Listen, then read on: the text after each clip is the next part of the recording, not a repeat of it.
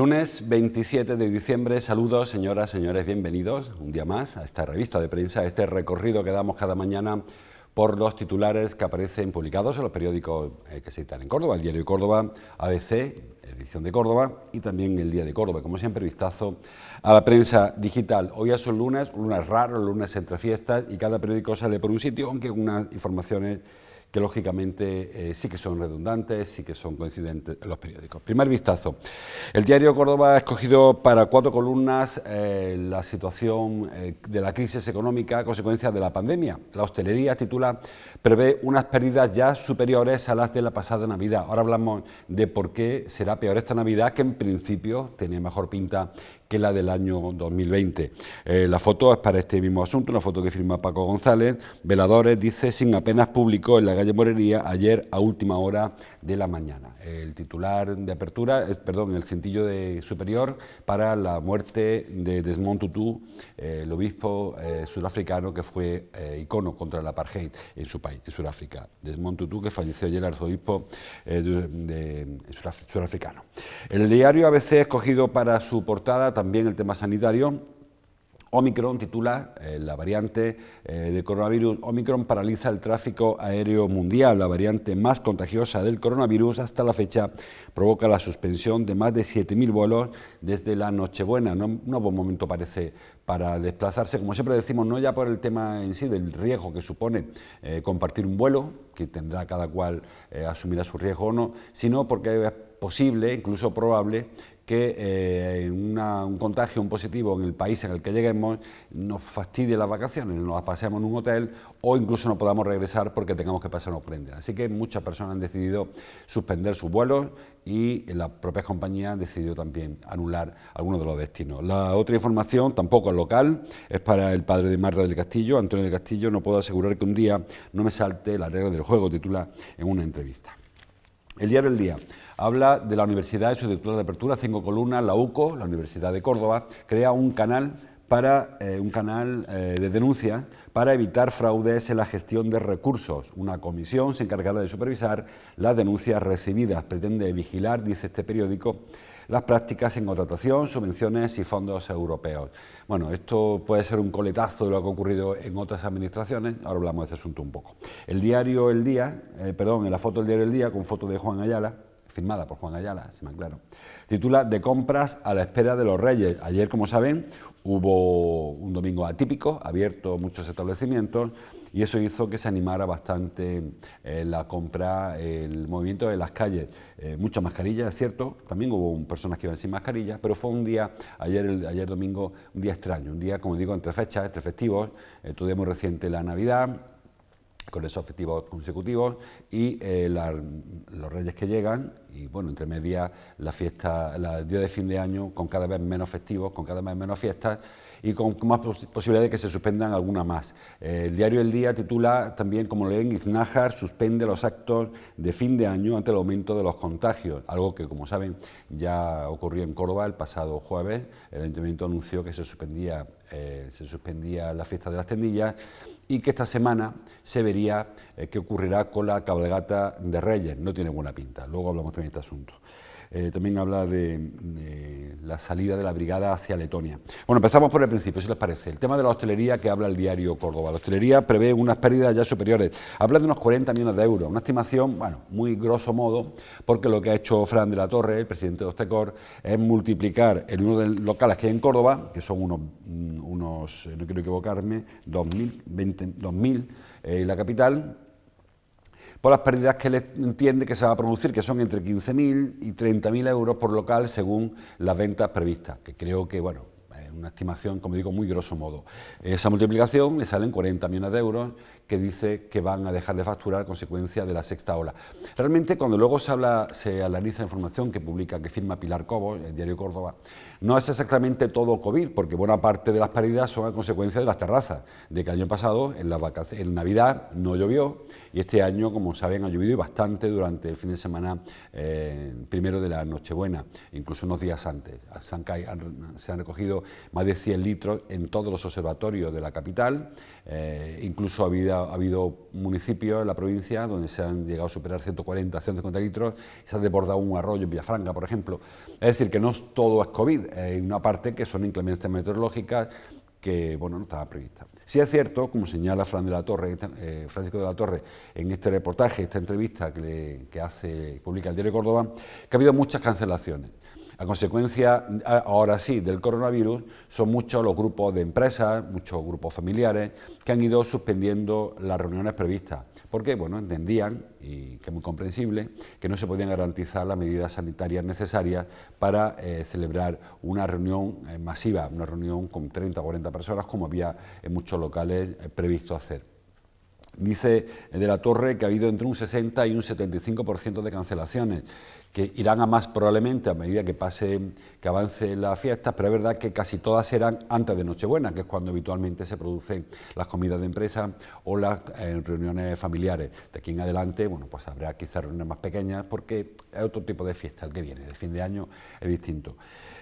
También incluye Fran de la Torre en estas pérdidas de 40 millones de euros una serie de factores externos que tampoco tienen que ver con la pandemia. Por ejemplo, saben que había un anuncio de huelga de transporte, que al final no lo ha habido, pero sí que hubo un run importante y eso hizo que muchos hosteleros fueran acaparando material para evitar un desabastecimiento. Al final, literalmente, se lo están comiendo porque ni ha habido huelga de transporte ni ha habido clientes para colocar el material que habían ido adquiriendo. Y esa es otra pérdida que también él incluye en estos 40 millones que dice que van a facturar de menos. Y un otro factor más, este es el último. Muchas empresas, en previsión de que la situación mejorara suficientemente, habían recuperado trabajadores que estaban en ERTE y ahora pues tienen sus trabajadores dados de alta otra vez, pero no tienen clientes para que trabajen estas personas. Con lo cual, todos esos factores, que como ven, unos sí, otros no, tienen que ver con el coronavirus, según el presidente de la patronal de la hostelería, van a reportar a cada establecimiento entre 15.000 y 30.000 euros de pérdida o de dejar de ingresarlo, depende cada cual como lo vea. Y eso, pues sumado todo ello, multiplicado por 2.000 locales, pues salen esos 40 millones de los que él habla. En fin, habrá quien entienda que esta estimación es muy, como digo, muy grosso modo, porque 15.000 euros no habrá muchos locales que los pierdan, porque no son facturaciones que todo el mundo haga. 15.000 euros al mes, hay locales que no creo que lo lleguen a hacer, con lo cual difícilmente podrán dejar de hacer tanto dinero. Y para otros será mucho más de 30.000, como señala esta información. También habla el diario, este reportaje, el Diario de Córdoba, del pasaporte COVID, de su implantación. Bueno, aquí hay que señalar dos circunstancias. La primera, que en general, donde se está exigiendo, no está habiendo problemas. Y hay a un cliente que se pone un poco farruquillo con el tema de que tengo mi derecho, yo puedo entrar, se me vacuna y tal, tengo derecho a no vacunarme, pero al final se resuelve. Pero es que a partir de que se han ido pasando los días, cada vez se ha relajado mucho más la medida y es muy habitual que llegues al negocio y que nadie te pida nada, que llegues a sentarte al interior del establecimiento y que cuando llevas un rato te acuerdes de que había que presentar pasaporte y que nadie te haya exigido su presentación. En esta información del Diario Córdoba preguntan a la policía local, dicen que no ha habido ningún incidente, pero reconocen que no saben si se están o no imponiendo sanciones a quienes no lo exigen o no lo presentan, o a los que te presentan un problema a la hora de este tipo de exigencias. Así que la sensación que da es como que se puso eso en marcha y que no acaba de exigirse la presentación del pasaporte COVID. También ayer decía yo, hubo mucho ambiente en el centro, sobre todo por el tema de la apertura de los comercios. Y recuerden, es obligatorio el uso de las mascarillas en exteriores, con algunas excepciones, en todo momento, ¿no? Bueno, pues si pasearon por el centro verían que todavía hay muchas personas que van sin mascarilla o que van hablando por el teléfono sin mascarilla o fumando sin mascarilla, etcétera. Es decir, que parece como que estas medidas que se han implantado no tienen del todo la certeza o la garantía de que sean útiles y que la gente no acaba de adaptarse.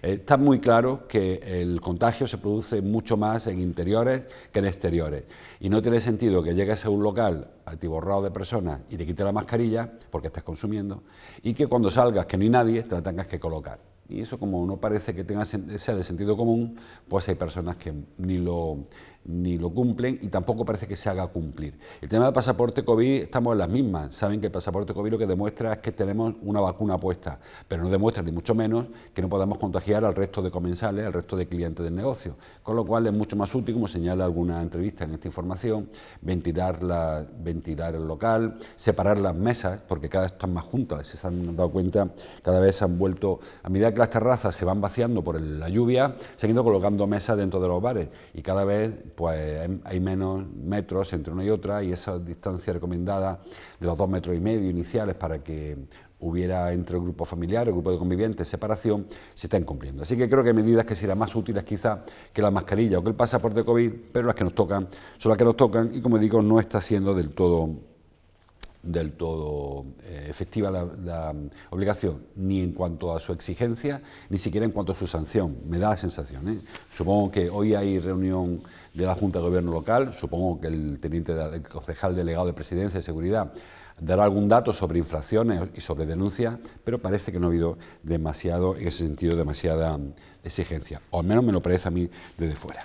Seguimos hablando de sanidad. El diario Córdoba titula en su portada, en el sumario, que la Junta reclama ya la tercera dosis para los menores de 40 años.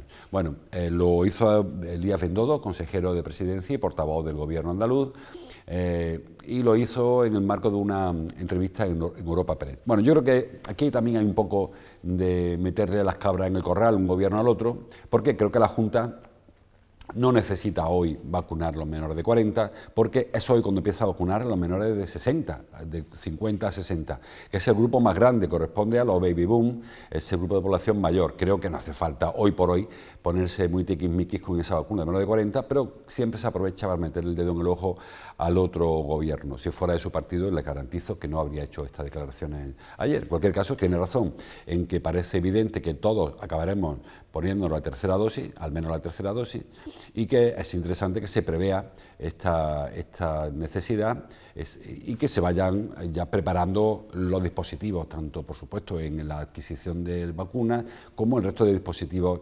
para su administración.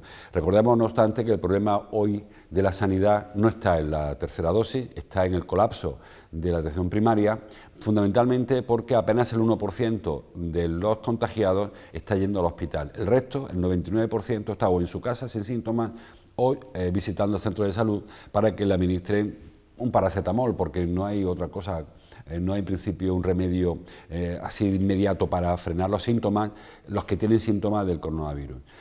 Se dispara el número de contagios, se dispara el número de casos activos, hay muchísimas personas por la calle con coronavirus que lo saben y otras que no lo saben, y eso hace que el contagio esté disparado, pero afortunadamente no se traslada con la misma fuerza a los centros hospitalarios, a los hospitales, donde estamos en torno al centenar de personas ingresadas, y muchos de ellos con patologías previas, muchos de ellos sin vacunas, sin haberse vacunado. Es decir, que en principio no es que sea tranquilizar a nadie, pero el problema no está hoy por hoy en la tercera dosis, sino en la atención primaria, en los centros de salud, donde sí que se está colapsando. Y a veces da la sensación como que los políticos intentan apartar un problema echándoselo al otro, y creo que la Junta debería intentar reforzar el sistema de salud, recuperar la presencialidad en todos los ámbitos, acabar con las colas que hay, mejorar las pruebas diagnósticas, porque está habiendo problemas en todos esos ámbitos.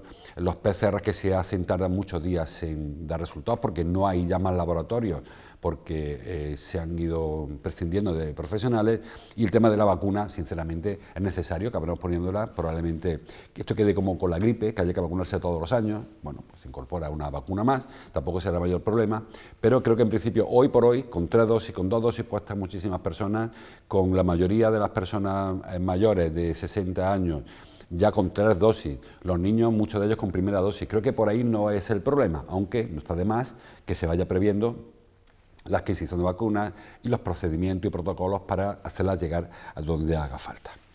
Bueno, más cosas. El diario ABC, en la portadilla, la página 2, habla de turismo. Titula, por ahí lo he leído, no está, sí, con foto, una foto que firma Álvaro Carmona, no notaba la firma. Millones de la Unión Europea, titula, para el turismo de Córdoba. Ahí lo tienen. Bueno, lo que ha hecho Baltasar López en esta información es unir los dos grandes proyectos con los que con los que la Unión Europea va a traer dinero a Córdoba. Son fondos Next Generation, hemos hablado de esos fondos mucho, son fondos para la recuperación, son fondos que provienen de la Unión Europea y que en este caso vienen en dos paquetes o dos programas. Uno ya lo conocíamos, que es el Plan Impulsa. Recuerden, es un programa mediante el cual la Unión Europea, a través del Ministerio de Turismo, va a repartir 3 millones de euros para cada ciudad patrimonio de la humanidad de las españolas, y entre ellas, lógicamente, la de Córdoba. Son 3 millones que vendrán a servir básicamente en 3 grandes proyectos, que ya hablamos en su día, esto es noticias antiguas, de noviembre.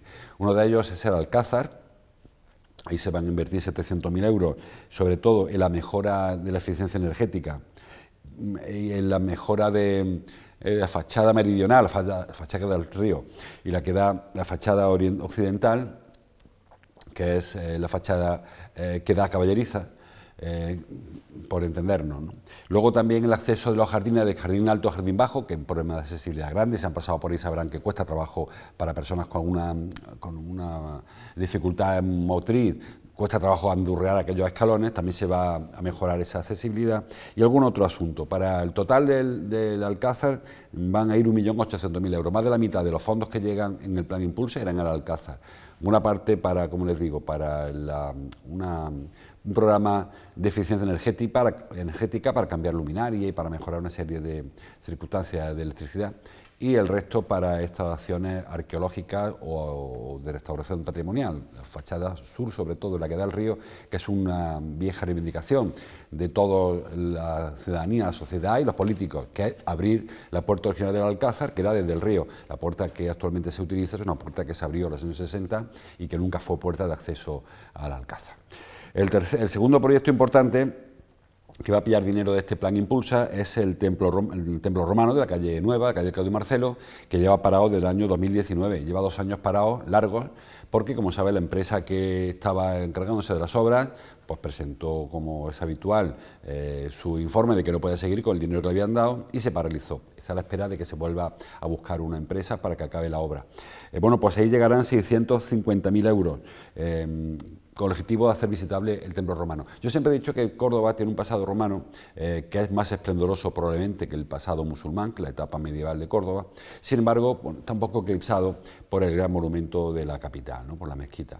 Pero hay más vestigios romanos, bastantes más que musulmanes. Tenemos el templo romano, el teatro debajo del Museo Arqueológico, el anfiteatro de veterinaria, los mausoleos, en fin, una serie de los acueductos, una serie de vestigios más interesantes incluso, porque Córdoba durante la época de Roma fue una capital del occidente, igual que lo fue durante la época medieval, pero está un poco apagado por la otra, quizá porque hay un rollo ahí romántico del siglo XIX que encumbró una zona, un espacio en lugar del otro. En cualquier caso, el templo romano es un espacio muy visitable, es un monumento de primera categoría, que está ahí entre ruinas, como sabemos los cordobeses, de hace 50 o 60 años.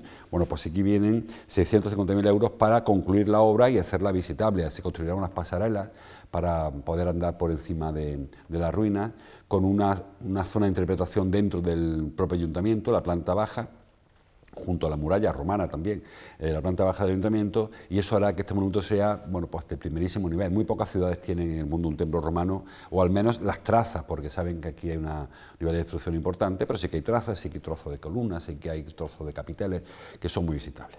Y el tercer elemento que también entra en ese Plan Impulsa es el del convento de Santa Clara, en la calle Rey Heredia, que es un edificio muy interesante desde el punto de vista arqueológico, porque ese edificio en su día quedó fuera de la muralla romana, de la primera, pero a medida que se iban produciendo, sucediendo etapas históricas en Córdoba, pues tuvo ocupaciones importantes en la época musulmana, en la época visigoda, antes de la musulmana, en la época visigoda después, en la época católica de la Reconquista, y todo ello iban superponiéndose estratos.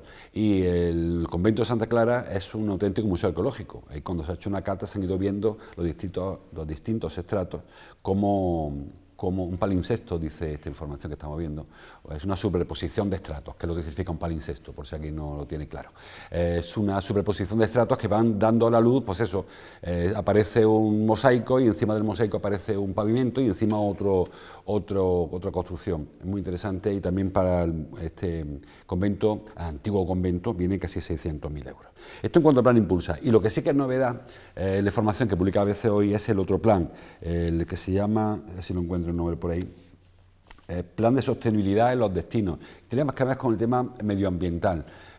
Por ejemplo, se van a sufragar con fondos europeos por rutas urbanas sostenibles o rutas o senderos estratégicos hacia la sierra, que es una estrategia de destino turístico que Córdoba presentó este año en Fitur, el turismo de naturaleza. Córdoba tiene una sierra muy cercana, como todo el mundo sabe, no lo voy a descubrir yo ahora, y tiene una potencialidad que nunca se ha explotado, el tema de la sierra. Hay otras provincias, otras ciudades que viven de su entorno natural. Hablamos, por ejemplo, de Cazorla o de la Sierra de Aracena. Córdoba, de nuevo, como decíamos antes, está muy eclipsada por su monumentalidad y ha renunciado a este tipo de turismo. Pero es que incluso la capital, Los Sotos de la Bolafia, como saben, es un monumento natural, es la única ciudad, que yo sepa, de España, que tiene un monumento natural en el casco urbano, en el casco histórico, en el casco protegido, con una riqueza tremenda, tanto en flora como en fauna, sobre todo en fauna, y rodeado de un patrimonio histórico, como digo, declarado Patrimonio de la Humanidad. Es decir, que no estoy descubriendo nada, creo que el error ha sido no descubrirlo antes y no hacerlo valer antes. También en este plan, estos millones que vienen, que son 2 millones, son 3 millones también de euros que entran por esta línea, también se va a potenciar aquella asociación que había o aquella oficina para traer películas a Córdoba, que no me saldrá el nombre, Córdoba Film Office, que es una oficina para promover y para gestionar permisos para rodar películas en Córdoba, que también parece que el entorno es suficientemente atractivo para ello. Y también en este mismo plan se va a potenciar la Córdoba Convention Bureau, que es una oficina para la gestión de congresos. Este año que entra, dentro de unos días, saben que será el año en que por fin concluya las obras en el Palacio de Congresos de la calle Torrijos y también deberían concluir, que esperemos que sí, el centro de ferias y convenciones del Parque Joyero. Son 2 herramientas importantísimas para atraer a Córdoba a un turismo de congresos, que es un turismo, siempre lo decimos, de más calidad. Siempre cuando hablamos de este tema, no es que haya que renunciar al turismo de zapatilla, al turismo de bocadillo. No creo yo que haya que poner una barrera a la puerta y pedir a nadie en la declaración de la renta para entrar. Pero sí que es cierto que desde el punto de vista de la rentabilidad, no es lo mismo una persona que venga a Córdoba en su autobús por la mañana, se dé un paseo a ver la judería y se vaya sin gastarse un céntimo, que el que viene a pasar 4 o 5 días a un congreso.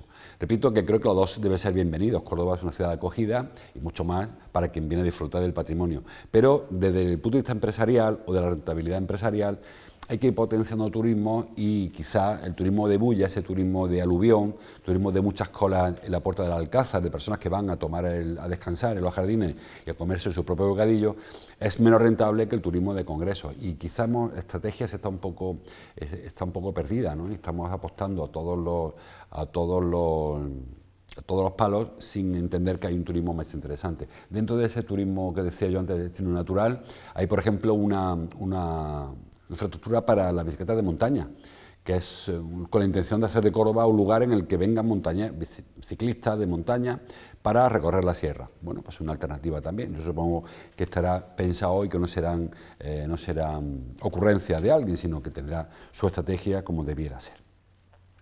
Bueno, más cosas que hay en los periódicos. El diario El Día, como le decía, trae en su portada este canal de denuncias para evitar fraudes. Bueno, saben que últimamente, no digo que haya ocurrido en la UCO, que yo sepa, no ha ocurrido, pero sí que es verdad que entran muchos fondos europeos y luego topan con algunos problemas, sobre todo la intervención. Intervención saben que son organismos que velan por el buen uso del dinero público. Si alguien dice que va a comprar esto con esta cantidad, con esta factura, luego vela porque aquello sea así y sobre todo porque lo que se gaste se ajusta a derecho.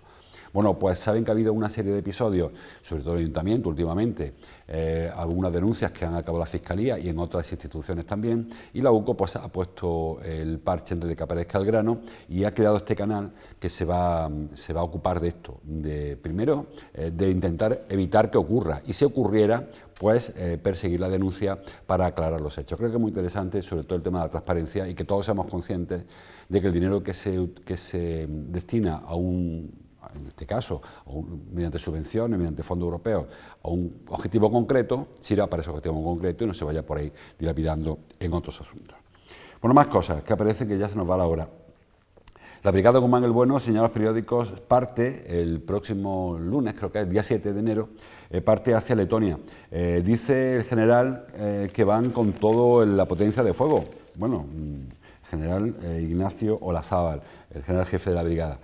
No sé si hace falta llevar a máxima potencia de fuego, porque realmente no van a la guerra, van a controlar una zona, bueno, zona caliente efectivamente, pero nada más. Van a crear un grupo con la OTAN, un subgrupo táctico mecanizado, una unidad de zapadores y otra de apoyo logístico, que yo esas tres creo que no deben llevar armamento, no tienen por qué.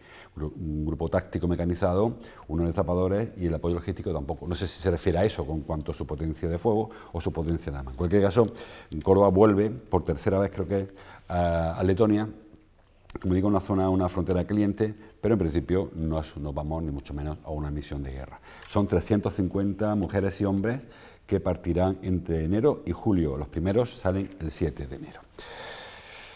Bueno, en el repaso último, el diario Córdoba entrevista a Francisco Estepa, al que era hasta hace poco administrador concursal del Córdoba, que dice que me quedan años de coletazo del Córdoba. Bueno, viene a decir Francisco Estepa, que ni mucho menos este asunto está concluido. Saben que Carlos González ha recuperado el control de las acciones, es el dueño de nuevo del Córdoba Club de Fútbol, SAD, no confundir con el Córdoba que está jugando actualmente en Segunda Federación. El equipo de Carlos González juega una división regional, y lo que dice dice Paco Estepa en esta información, que no ha acabado todo cuando le han sacado a él de la administración concursal. También señala, en otro entrecomillado, en una información que firma Ignacio Luque, la están viendo, a diciembre del año 2021 a la Unión Futbolística Cordobesista, que es la que gestiona los derechos deportivos del Córdoba, le ha costado el Córdoba al menos 8 millones de euros.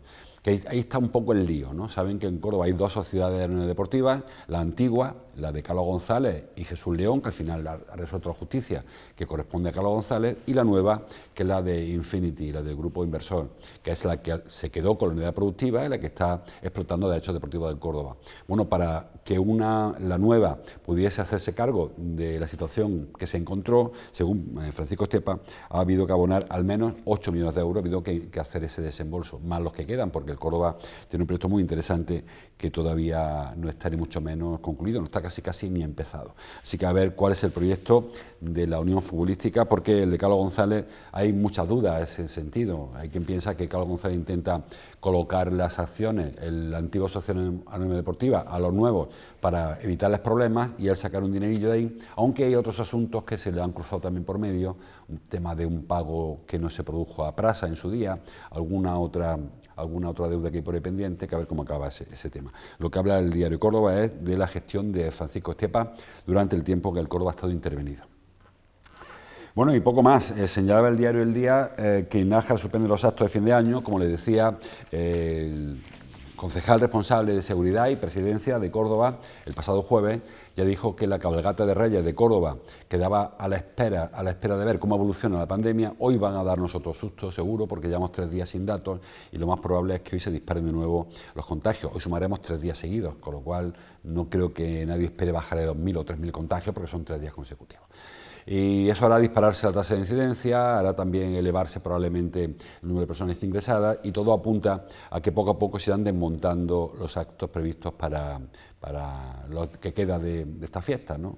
La Nochebuena ya pasó, a medio gas, sin Tardebuena prácticamente, aunque fue más gracias a la lluvia más que a lo que se decidió.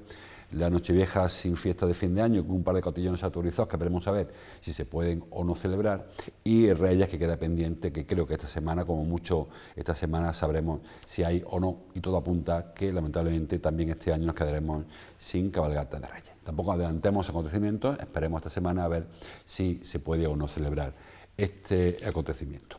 Hay más información en los periódicos, como siempre les invito a que entren a recorrer los periódicos en papel, página del kiosco, en internet, por la radio y que vean la tele. Si quieren con nosotros mañana a la misma hora. Hasta entonces, como siempre, gracias por su atención.